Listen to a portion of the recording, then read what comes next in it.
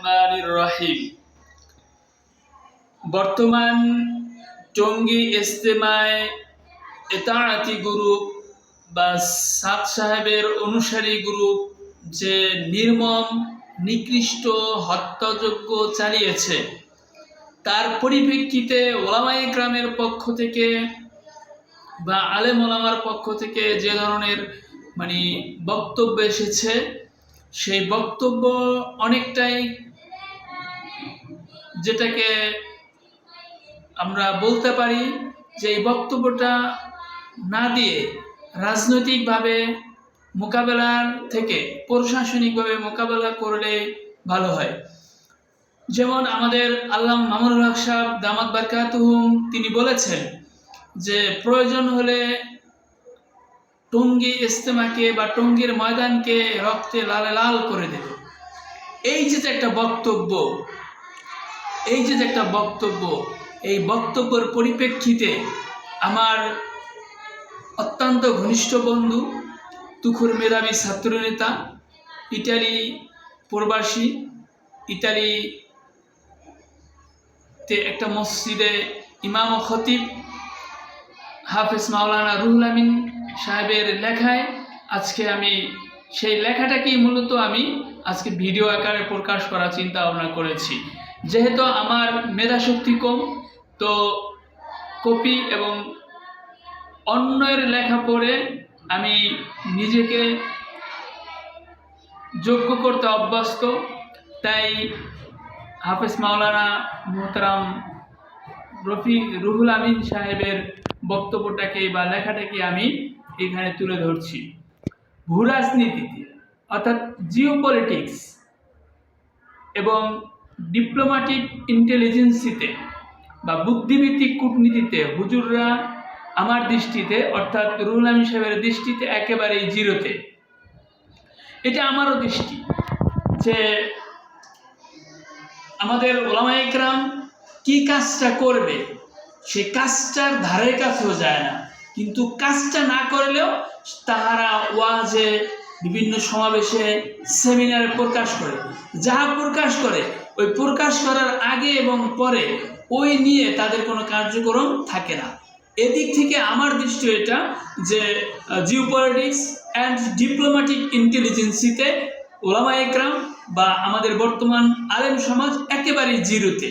সেই আলেম সমাজ আপনি যাহাকে ধরতে চান সেই এই জিরোতেই আসবে। তাহলে হুজুররা কোথায় পারফেক্ট? হুজুররা শুধু বক্তব্যের ময়দানে পারফেক্ট। আর কোথায় পারফেক্ট? মসজিদে অ্যান্ড মাদ্রাসায়।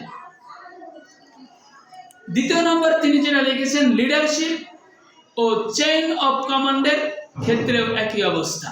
একেবারে সেম কথাটা আমিও বলি, কারণ যখনই দেখবেন যে একটা দল, দুজন মানুষ, মনে করেন সেক্রেটারি আর সভাপতি, দুজনের মতামত যখন না মিলে তখনই তারা আরেকটা দল করে ফেলে।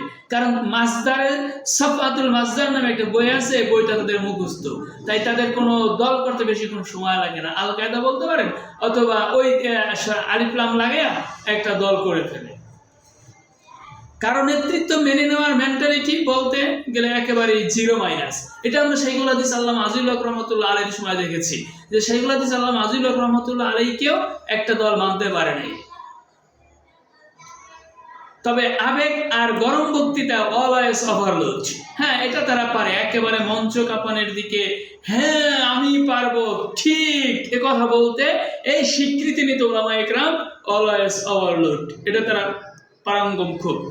এদের মধ্যে অনেকেই নিজেদেরকে তালেবানের রাজনীতির সাথে রং মিলাতে চায়, কিন্তু সেখানেও মাইনাস। কারণ বর্তমান তালেবানরা আগের চেয়েও বহু গুণ ইন্টেলিজেন্ট অ্যান্ড তাহারা একেবারে ব্যতিক্রম ধর্মী, এবং তারা বিশ্ব রাজনীতির সাথে তাল মিলাতে যে কখনো তারা চীনের সাথে বন্ধুত্ব করতেছে, কখনো চীনের সাথে লেনদেন করতেছে, কখনো অন্য কোনো রাষ্ট্রকে তাদের মুখাপিক করে তুলতেছে, সেটা কোম্পানির মাধ্যমে হোক অথবা হীরা উঠানের মাধ্যমে হোক। সেখানে আমাদের ওলামায়ে কেরাম একেবারে জিরোতে, কোনো পয়েন্টই তারা পড়ে না। হুজুরা যদি আবেগী গুলোকে, যারা এই আবেগপূর্ণ বক্তব্য দেয় তাদেরকে বাদ দিয়ে বুদ্ধিভিত্তিক আগাতে না পারে, বুদ্ধিভিত্তিক রাজনীতিতে বা জিওপলিটিক্সে আগাতে না পারে, এমনকি যারা বুদ্ধিভিত্তিক কার্যক্রমের সামনে আগাতে চায় তাদেরকে যদি সহযোগিতা না করে বরং পিছন দিক থেকে টেনে ধরে, তাহলে আবারও বাংলাদেশ 100 বছর পিছিয়ে যাবে। মাঠে ময়দানে লড়াই করা আর মসজিদ ও মাহফিলে গরম গরম অসার বক্তব্য দেওয়া কখনোই এক না। এই জিনিসটা আমাদের বর্তমান প্রধান উপদেষ্টা ডক্টর ইউনূস সাহেব তিনি এটা খুব ভালো করে বুঝতেছেন যে একেবারে চতুর্থ শ্রেণীর একজন কর্মচারীর কাছে অনেক সময় অসহায়ত্ব প্রকাশ করতে হয়। আরেকটা কথা আছে, রাজনীতি ইসলামী ময়দান এক নয়, গরম গরম বক্তব্য আর ইসলামী ময়দান এটা কখনোই এক নয়। সর্বশেষ কথা হলো আমাদেরকে বা গতকাল রাত্রে আমাদের ভাইদেরকে নির্মমভাবে নিষ্পেষণ করা হয়েছে, হত্যা করা হয়েছে, নির্যাতন করা হয়েছে। এই ইতাআতীদের বিরুদ্ধে আমাদেরকে রাজনীতির থেকে আমাদেরকে বুদ্ধিভিত্তিকভাবে প্রশাসনিকভাবে এগিয়ে এদেরকে দমন করা আমাদের জরুরি। কারণ যারা মাদ্রাসায় পড়াশোনা করে তাদের মনটা অনেক নরম থাকে। একটা মাদ্রাসার ছাত্র দ্বারা কখনোই সম্ভব ছিল না ঘুমন্ত একজন ব্যক্তিকে হত্যা করা, কিন্তু তারা এসে ঘুমন্ত একজন ব্যক্তিকে জবাই করে দিয়েছে। স্কুল কলেজ এবং অন্যান্য জায়গায় পড়াশোনা যারা করে এদের বেশিরভাগ হৃদয়টা একটু কঠোর হয় এবং এদের দ্বারা একটা মানুষকে হত্যা করা সম্ভব হয়ে ওঠে। ওলামা ইকরামের দ্বারা এটা খুব কমই হয়। তো আমি যেটা বলতে চাই সেটা হচ্ছে জিওপলিটিক্স অ্যান্ড কি বলে এটাকে যে ডিপ্লোম্যাটিক মেন্টালিটি বা ডিপ্লোম্যাটিক ইন্টেলিজেন্স, বুদ্ধিভিত্তিক কূটনীতিতে আমাদেরকে এগিয়ে আসতে হবে। আমাদেরকে মাঠে ময়দানে বক্তব্য থেকে মূলত মাঠে ময়দানে কাজ করতে হবে। আল্লাহ তাআলা আমাদেরকে বোঝার তৌফিক দান করুক, আমিন।